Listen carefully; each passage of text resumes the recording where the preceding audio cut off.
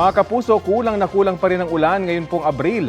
Base sa datos ng Pag-asa mula April 1 hanggang nitong April 16, makikita nyo na kulay pulang mapa ng halos buong bansa. Ibig sabihin yan, nakapagtala ng way below normal rainfall amount ang maraming lugar kasama na po ang Metro Manila. Hindi katakataka dahil nitong mga nakaraang araw ay halos mga local thunderstorm lang ang nagpapaulan.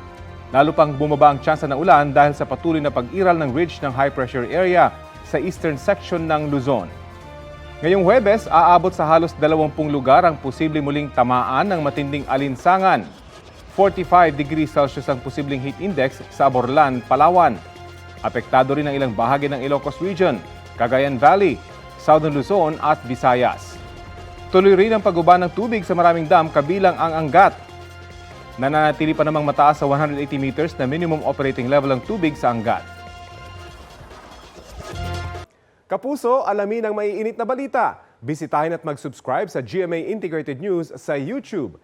Sa mga kapuso abroad, samahan nyo kami sa GMA Pinoy TV at sa www.gmanews.tv.